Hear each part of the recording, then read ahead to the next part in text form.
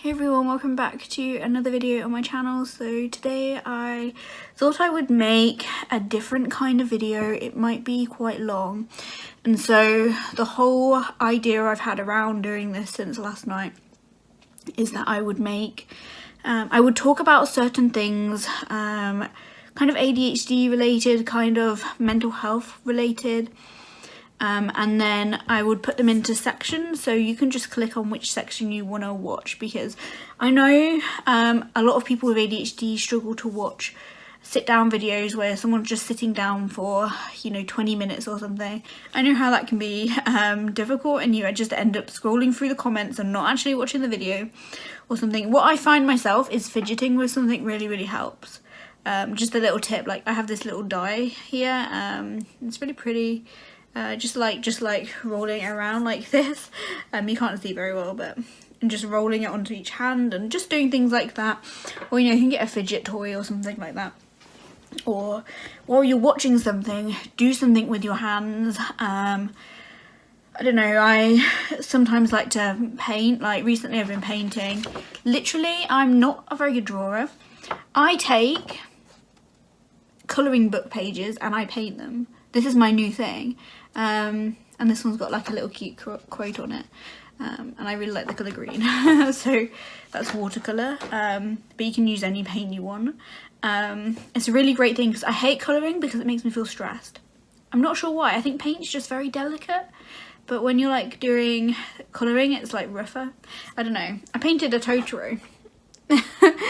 And the way that I did that is I traced it off my screen. Like I literally took my computer screen, like here it is, and I put the paper over and I traced it. That's what I did. So yeah, little tips there. Another thing you can do is put the speech on really fast. That's something that helps me. Also, what helps me is having subtitles. So even on film, sometimes if I'm finding it hard to concentrate, I'll put the subtitles up and then I have something for my brain to do, like is to read alongside. And so yeah, that's kind of a few little tips to get through sort of longer videos. And I just, I wanted to share that I've been thinking a lot about my ADHD recently. I've been doing a lot of research into ADHD. I've kind of put my like previous obsession with Myers-Briggs on, I've just kind of pushed it out of my life. I've realised that it's not really doing me any good, and some of the things I was trying to analyse were about ADHD, and I was trying to put them into this other box, or not into a box, but trying to look at them through what kind of functions I'm using in MBTI, and I'm just almost using MBTI to overanalyze things. And I know not everybody's going to agree and have this experience, but I've realised that when it comes to neurodivergence or having ADHD basically, I don't really think MBTI is really there to help analyse people who have disorders or brains are structured a bit differently to everybody else, or to neurotypicals basically.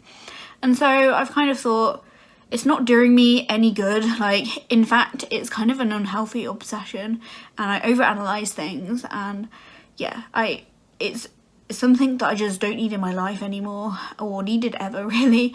Actually, I think one of the reasons why I started to delve into it, because I wanted some explanations for my behaviour and the way I was different to other people, because I really knew I was. And ADHD just kind of encompasses like almost everything, pretty much everything, for me. So I've been researching a lot more into it, and I'm like, this actually explains some of like my social anxiety issues and my social issues, and why I don't like talking to people as well, because of this whole rejection sensitive dysphoria, which I want to talk about in this video, and I'm going to talk about it, and it's going to be, there's going to be like a little section. So if you're watching this video because of that, just click on that section, because it's going to be a long one. And yeah, I don't want to bore you. And I see my video analytics. I know that a lot of people only watch like 3 minutes of my videos and they're like 20 minutes long. It's okay, like I'm not offended by that.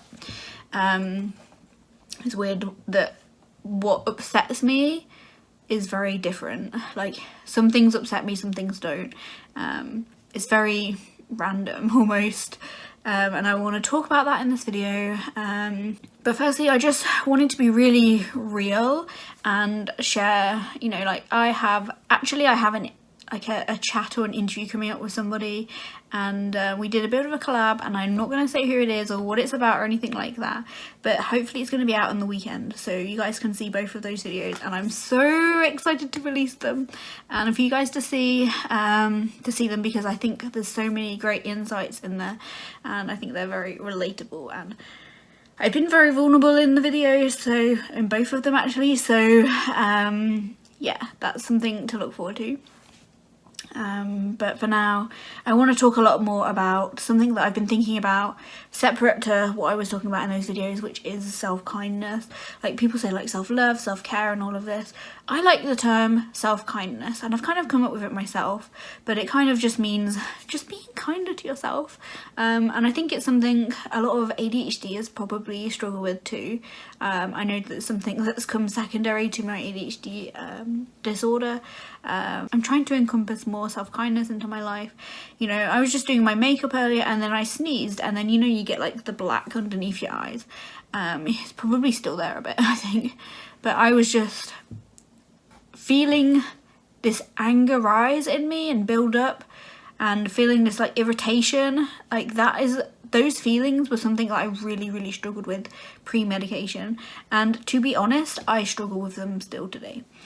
You know, I felt so much better after taking medication that I was just like, you know, I feel so much better now, and it's almost like I don't have ADHD anymore, because the difference was that huge.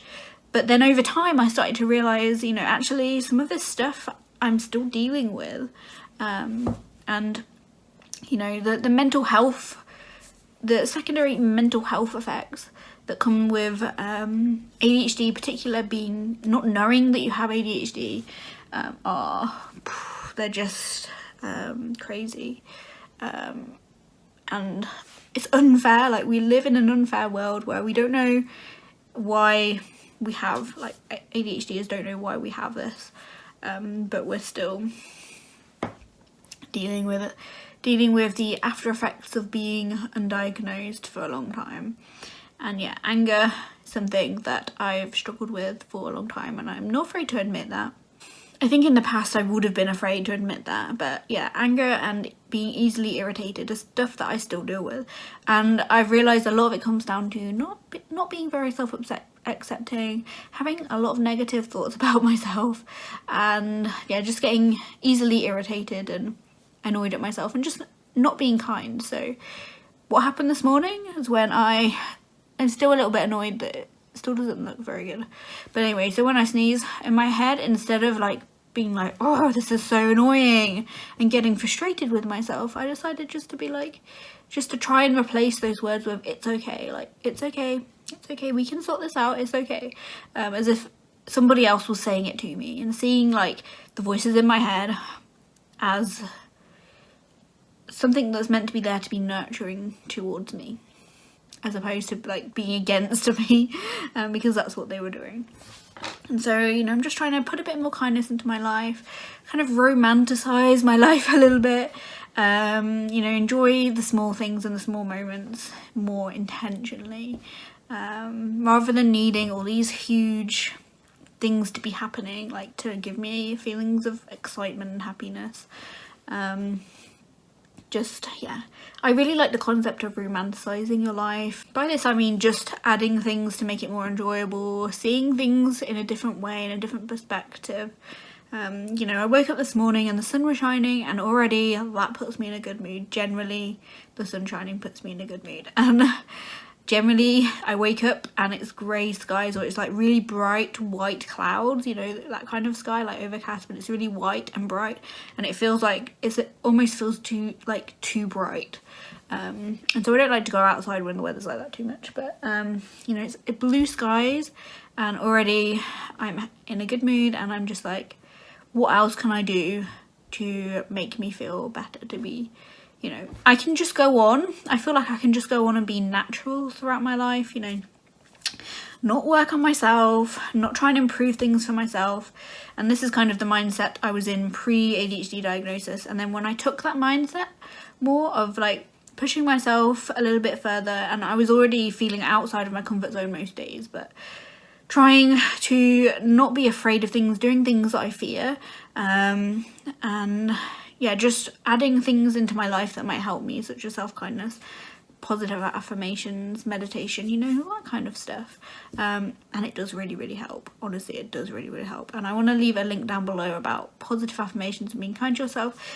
This video is by an autistic woman who is really lovely, and she's made a video on I think I linked it on my community page, but nobody really sees that much. She's made a video about positive affirmations. I really recommend you check that video out.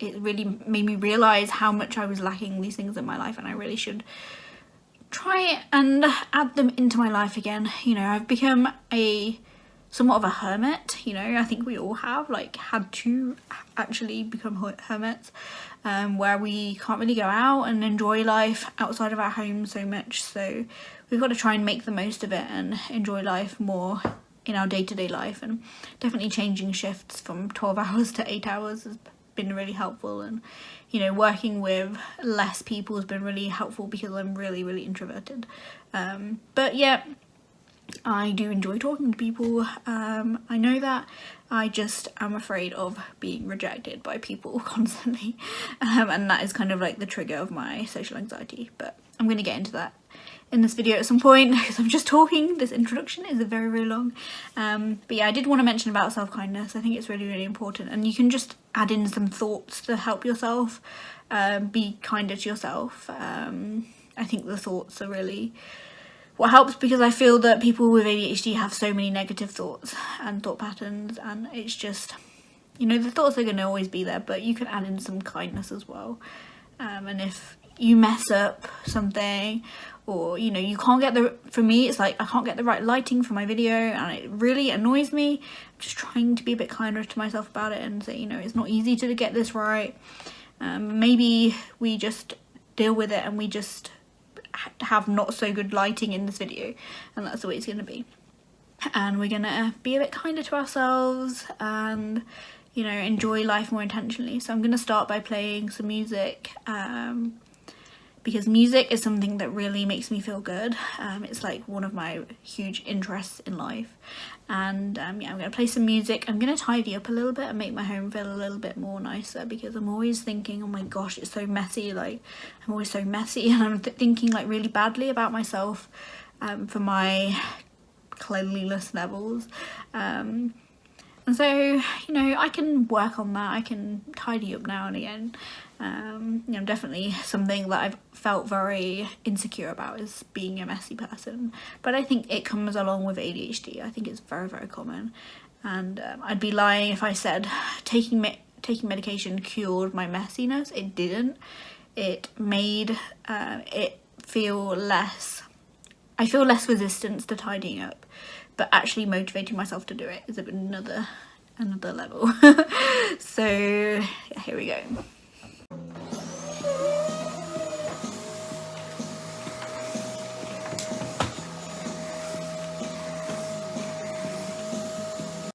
And already, you know, I've done a bit of exercise. Yeah, it's just hoovering, but and there's still a mess. Like, look at this area, it's just so messy, and I'm gonna sort that out at some point. But I'm gonna be a bit kinder to myself, be like, it's okay, stop bothering me too much right now, and we can deal with that later. And playing the music really helps me as well, get chores done, get things done. Like, music is just something, helps raise my dopamine levels, I guess, or serotonin or something like that. And I'm really unfit. That's why I'm breathing kind of funny like this. Yeah, I'm pretty unfit, to be honest, and it's something that I want to work on, and I will get there. I was thinking about introducing like 10 minutes of exercise a day and making that enough to begin with, just to get into a routine of doing it, but we'll see. I don't like holding myself up to standards because I find them hard to reach, and if I don't reach them I just feel like I'm a failure again, you know. Another thing that I wanted to introduce you guys to was the idea of a new term for ADHD. Thought I'd come out for a little bit of sunshine today because I don't spend much time outside anymore, and it's sunny, so I want to. So instead of calling it ADHD, attention deficit hyperactivity disorder or hyperactive disorder, changing it to a name called VAST, V-A-S-T, which is Variable Attention Stimulus Trait. And I'm going to share a video with you, it's linked down below. Please check it out, it's more in depth about why we should change the name, and I think it makes a lot of sense. I don't know if I like the acronym VAST because VAST is another word, it means something else, but it's by and by it's probably better than ADHD. And rather than seeing it as like a deficit in attention, because I don't feel like I've ever had a deficit in attention. Like sometimes I can't concentrate on certain things, but I'm really concentrating on something else, you know. I'm concentrating on a conversation that's happening behind me instead of the one I'm having, you know. So I don't really feel like it's a deficit, and sometimes can be really hyper focused on something, and in many ways I think, even though ADHD is hard to deal with, it's more the secondary things. But I think there should be more positivity around ADHD, for sure. And not seen as just like a behavioural problem, because that's not what it is either. I don't see it like that either. But because of society and the media presenting it like that, it kind of makes you think that it is meant to be like that, and that makes it harder to diagnose, or to, not diagnose, but to understand that that's something you might have as well. So I'm going to link a video down below that explains this a lot better. I found this video just this morning, and it's based on a book called ADHD 2.0, which I think I'm going to buy, despite having just bought like 2 other ADHD books. I think I'm probably going to buy it. I don't know if I can justify spending like £10 on it right now, but we'll see. The video is from ADHD Dara is the name of the channel. It's the channel that I've recently discovered. He makes various videos and content on ADHD basically, so check it out. I'd like to know what you think to the term. I just want to say, like, some of the things that I deal with ADHD still is things like simple things like brushing my teeth. I'm very insecure about my teeth, and you're probably looking at them right now. And you know, like getting little things done like that in my routine, like if they're into my routine, I find it easier. Like I get ready for work, I brush my teeth, I go to work. I always make sure I brush my teeth before I go to work. But then on my days off, it's something like I tend to forget about, and I feel shame around that. You know, I feel shame around a lot of things about myself that actually are caused by ADHD, and I just want to not necessarily need to change those things all the time, but try and be kinder to myself about those things. Like, it's going back into this, like, wanting to have more self-kindness in my life and enjoy my life more, rather than just being annoyed at myself. And, you know, I have a hard time dealing with my emotions and, like, working through them, talking about them. I don't like doing any of that. But I kind of have been getting myself to sort of deal with them a bit more, and it's been helping me, so I'm just going to continue trying to do that and to work on that. Otherwise it can tend to lead to just feeling really miserable and just unhappy and having low self-esteem, like, oh gosh. So I really wanted to talk about rejection sensitive dysphoria in this video. Might be why you've clicked on this video, and I'm going to do a bit of painting as well. I'm going to try and find some traits or symptoms for you so you can sort of see what they are. Okay, so I found a list of sort of like the signs of having this. You know what, most people with ADHD have this, so if you're watching this and you have ADHD, you probably have this, and it's something I think we probably try and hide a bit more. I certainly try and hide it a bit more. Like, people I know don't actually know that I am sensitive sometimes, and sometimes it's not there, sometimes it is, sometimes it's really triggered, but you know, sometimes the thoughts aren't really there and it just happens, and often, or most often, I will hide it, apart from like with my partner, which can cause some miscommunications where he will say something to me and I will hear something completely different to what he said, And there's a great example on this website, attitudemag.com. It's a great website. Funnily enough, when I first got diagnosed with ADHD, this website was not available in my country, but now it is, so it's really, really good. It's a great website. It's got so many resources. I've learned so much from this website. A high number of people with ADHD say that they deal with this and that it's the worst thing about having ADHD, and I would 100% agree. And it's something that I still have. It's just I can work through it better. Basically, RSD is somebody saying something to you, or you even saying something inside your head and to yourself, or thinking about a past event or something like that, and it triggers a negative response within you, negative emotional response. It might make you feel like you want to cry, or you just feel like it makes you a lot more sensitive than other people. That's how it makes me feel anyway, and I'm almost ashamed about even having it, so I try and hide it. So if I feel like an intense feeling and I feel like I need to cry about it, I will hide that, and because I feel that if I let that out to somebody, that's going to be perceived negatively, and it's just going to make it even worse for it. So not many people know that I deal with this, and it's quite uncomfortable to talk about, to be honest. So I'm just going to do a bit of painting at the same time, I think. But yeah, I definitely deal with it, but I do want to not talk about what it is so much, but talk about the signs of it. This was really eye-opening to me. This made me realise like a lot of my social issues are due to RSD. So individuals suffering from rejection sensitive dysphoria may exhibit the following behaviours. And for me, like, certain triggers will do it, especially if I already feel insecure about something. Certain things around my ADHD will do it. So if somebody criticises me based on my ADHD, that's definitely something that triggers me, but I don't necessarily show it to that person. I often keep it inside, and it just turns into really negative self-talk about myself and feelings of shame. So the only person who really sees it is my partner, I'd say. I had a very clear example the other day where he said to me, we were talking about something, I can't remember what we were talking about, but I was just saying about being messy as a person, and he was just like, yeah, you can be messy.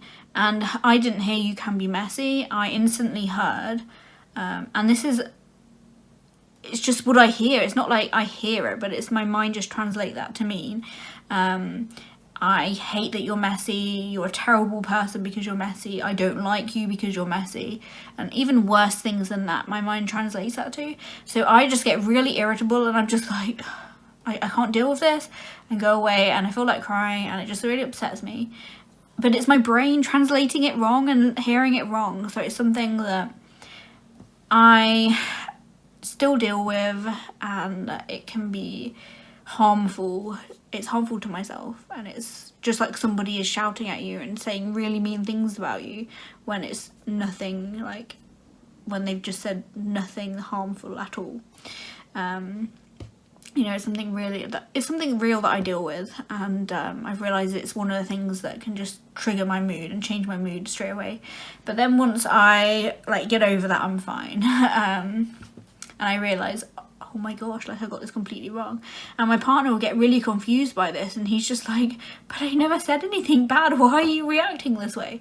And now he knows, I explained it, and now he knows that this is what actually happens, and it's part of my ADHD. So individuals suffering from RSD may exhibit the following behaviours: sudden emotional outbursts following real or perceived criticism or rejection. So I always also take this as if somebody actually rejects me, I will think about all the things that I think that they already have rejected me for when they haven't done that, or they haven't said that they've done that. I just assume that they had. And I feel like that means that they absolutely hate me, I'm a terrible person, and they don't want anything to do with me. And it's just, really awful things about myself. I've seen it with certain people. I just assume that they don't like me, and it doesn't help the situation, because assuming someone doesn't like you means that you act differently in front of them, which means that they might not like you because of that. So it's just this horrible cycle. Withdrawal from social situations. This explains a lot of my social anxiety and wanting to not be in social situations, not wanting to be around like so many people in one go. Negative self-talk and thoughts of self-harm. Negative self-talk is a huge thing for me. Avoidance of social settings in which they might fail or be criticised. Low self-esteem and poor self-perception. Oh my gosh, like that. Most of my issues are due to my self-esteem and like my negative self-talk, I've realised recently. Constant harsh and negative self-talk that leads them to become their own worst enemy, being like extremely self-critical, you know, and you know, making one mistake and feeling like you're the worst person ever when you've just done one thing and you're not a bad person. Rumination and perseveration. This definitely happens to me, especially like I just ruminate on so many things, situations that have happened that I'm like, why did I say that? Relationship problems, especially feeling constantly attacked and responding defensively, which is that example I just gave you was what happened yesterday. Yeah, and feeling attacked, even though there's no attack there at all. And I just say to my partner, like, you've got to be really kind to me. If I act like this, you've just got to be really kind to me, and that will help me get through and recognise that I am being irrational, and that's how I feel in those moments. I'm being really irrational, and I hate being really irrational, out of control. So people describe it, the intensity of as awful, terrible, catastrophic, or devastating. Gosh, yes, for sure. And so this is often why I thought I had a mood disorder before. So I thought I might have had like BPD, something like that. But BPD is more to do with abandonment, fears of abandonment, whereas RSD is more to do with ADHD. And you know, there's always like a clear trigger of, you know, perceived rejection or some kind of threat there. I definitely find it harder to talk with people who I know are more abrupt or just, I don't know, just who aren't as nice and say and can say things like in a not very nice way. Like I find it harder to communicate with them. But yeah, it's something that I've definitely dealt with a lot in my life, and it kind of explains a lot of like my teenage years. And you know, I just assumed that everybody hated me, and gosh, that's really like a horrible thing to say or to even think. But yeah, I just assumed everybody hated me, which, you know, is it's horrible. Being a teenager is not fun anyway, you know. But yeah, when you think that everybody hates you and you daren't say anything because you know that you're just going to overjudge what you've said, not necessarily that other people are going to overjudge what you've said and like assume things, but when you know it's like, it explains things now, but at the time I thought that this was real. I thought it was, you know, people didn't like me and I was way too quiet for people, and then I was insecure about being too quiet when you know, there's nothing wrong with being a quiet person. People don't perceive that in a bad way really at all. But yeah, knowing this is like the root of my social anxiety is a big help. And I'm getting therapy at the moment, but it's not like real therapy the same. It's kind of different. It's something called Silver Cloud. It's through the NHS. I was on a waiting list since, I don't know, when I made my social anxiety videos, which was a long time ago. It was like last year. I've been on this waiting list, and I finally like got therapy, and I was like to my boyfriend, like, I don't think I really need this. I don't think I'm going to go for it. And he's like, you should really just like, you should do it. You still have anxiety, and you know, you kind of need some tools to help you out a bit more. And I was like, yeah, okay, I think, yeah, you're right. And so, you know, I just decided to go for it. And it's mostly like an online system. There's an app as well, and you can work through the videos in your own time and things. And obviously, like, often like real therapy is a bit better, but I even have like RSD in terms of therapists. Like I don't when I'm speaking to therapists, like I'm not fully 100% honest because I'm afraid of what they think of me, and they're therapists, it's their job. They've probably heard what I'm saying like 100 times, but it's hard for me, you know, and maybe that's why it's hard for me to connect with people through emotional things as well. I don't know, I don't like to think about it too much because then I get into overanalyzing everything. And yeah, so I just wanted to just talk about it a little bit and see if it's something that you deal with too. I think that I have a lot of work to do on things like this, and I think self-kindness is something that's just really going to help me a lot with RSD, and I don't know, hopefully working on sort of like my confidence and my assertiveness is something that I figured out through coaching. Like I have used like an ADHD coach, and it's been filmed so you guys can see it, so it should be out at the weekend, but you'll see, and it's just something that I found out about myself, and it's something that I should have realised, but for some reason I just didn't. That, you know, I feel that I could be a naturally more assertive person if it wasn't for this trait. I mean, for this like RSD, I could be more assertive, definitely, and I want to be more assertive, and I judge myself for not being more assertive. So I'm going to try and work on this one thing. Like I said, I want to work on self-kindness and stuff, but it kind of comes into it as well, you know. But you know, I deal with it, and that's just the way it is. And a lot of people with ADHD deal with it and find themselves to be very insecure and have low self-esteem so I just wanted to talk about it, because I thought maybe you could relate, maybe it would help you to know about it, or maybe you already know about it and I'm just the one who's a bit behind on these sort of things. But honestly, it's so hard to deal with that my heart goes out to anybody with ADHD and anybody who deals with this kind of thing, no matter like what form, and the reasons why, like, it is tough. And it's made me realise that, you know, the way I've seen myself has been really harmful to me, and I want to start seeing myself in a positive light and not get over my RSD, but become more accepting of it and have more understanding around it. You know, like, definitely I want it gone, but just being able to see that it's one of the things that has held me back in life and has affected my confidence so much, it's just a huge relief almost that that's what it is, that's all it's been all along, and I can deal with that, you know. So yeah, if you're anything like me, you probably have found like things like affirmations to be a bit cheesy, and because you have such low self-esteem, I think, as well. But I've found that the kindness that somebody like Louise Hay, like on YouTube, brings to me, just like a few minutes of listening to her affirmations and repeating them in my head, I feel so much better. My mood is lifted, and, you know, it's hard for me to allow for me to really believe the kind things that people say to me. Not because, like, I'm not a kind person, because deep down I know that I am a kind person, and all I want to do is help people. Like, that's why I make these videos. Well, it's the main reason I make these videos.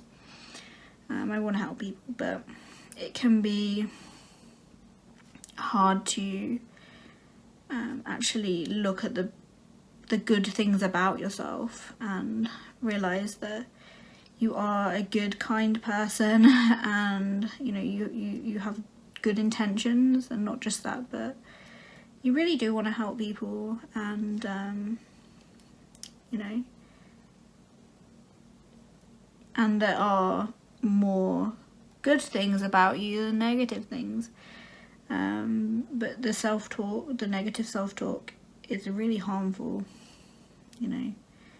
And I look back at my childhood and I just take things from it and I say, well, this is why I'm this, when really, like, I'm just more sensitive not because those things happened, but I'm more sensitive to how those things have affected me. You know, they've affected me more. I've taken things, like, to mean that nobody cares about me, when that's not true at all.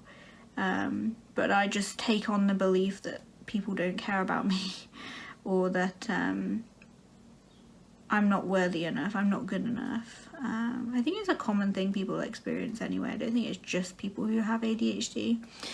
But for me, it's those like beliefs have been something that have affected my life in such a negative way that I have held myself back a lot.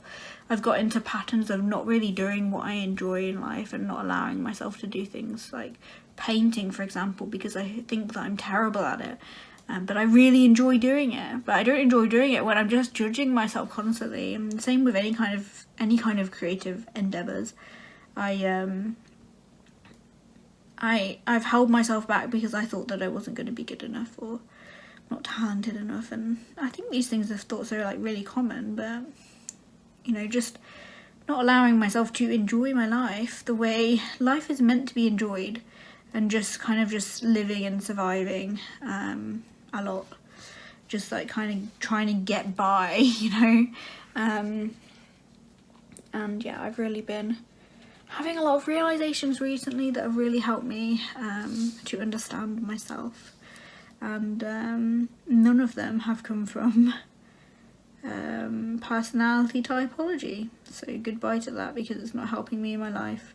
Whereas actually learning about ADHD, RSD, and seeing myself and seeing how the things that I read about relate to me, that's what's helping me right now, and being kind to myself and allowing myself to really enjoy the pleasures of life and the things that I enjoy, like being creative, learning things, watching YouTube videos, not just because I have a reason to watch them, like they're gonna teach me something, you know, just doing stuff because I simply enjoy it.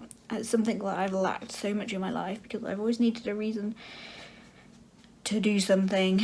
Now, like, I can't just do something because I enjoy it, like, just doesn't make any sense really. So yeah, gonna enjoy painting for a little bit longer. I don't know what I'm gonna do next. Not sure, but I do know I need to paint the bedroom horrible magnolia, like these walls, because we rent and it needs to be changed back for a certain reason that I can't really tell you guys about right now, because well, I can't, but you can probably guess.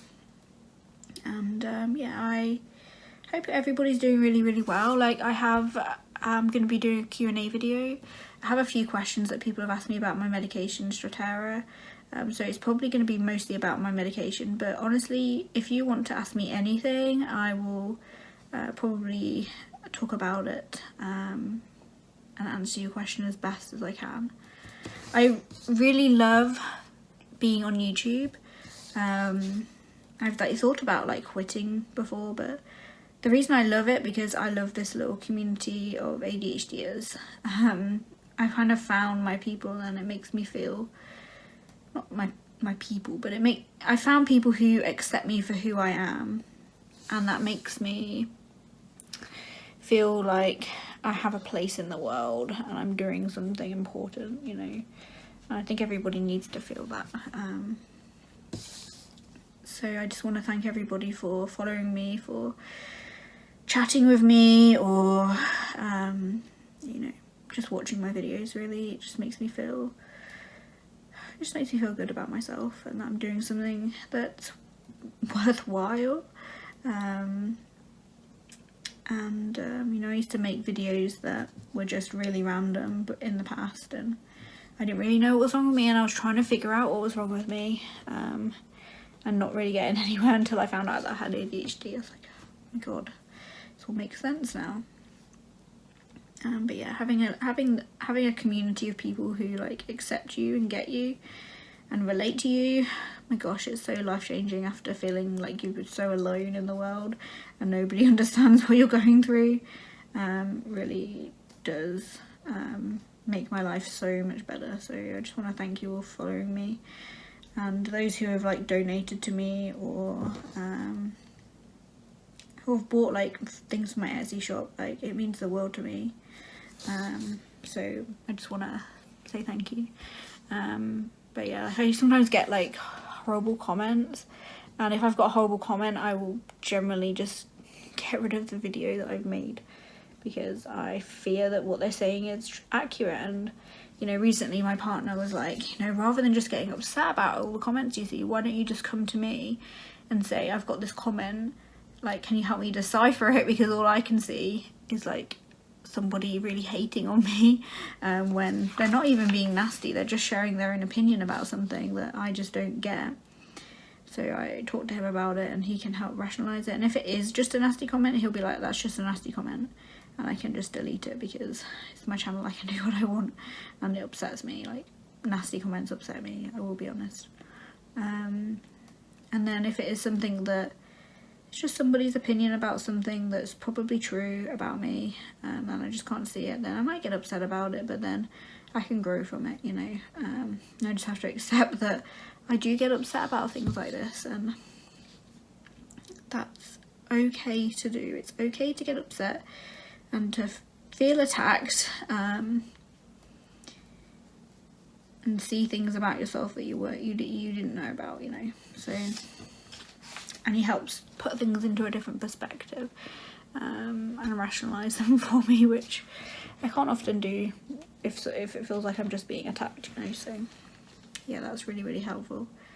But yeah, I'd love to hear about like your experiences with RSD, if you're willing to share them. I know it's very vulnerable to share about these things. Gosh, I know, trust me, I know. But I felt ready. I just felt ready to share about it, like.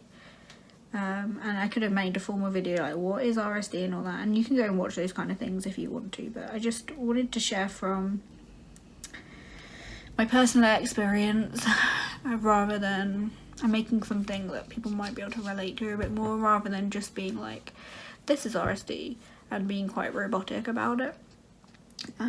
So just what I wanted to do myself. So hope everyone's doing really well. I think I'm going to end the video here and just get on with my day. Home alone all week, which is not an invitation for serial killers or rapists to come into my house, because you're not welcome. Or stalkers, please stay away. Not that anyone knows where I live, but thank God nobody knows where I live. I don't even think people know what town I live in. So yes, I will see you in another video.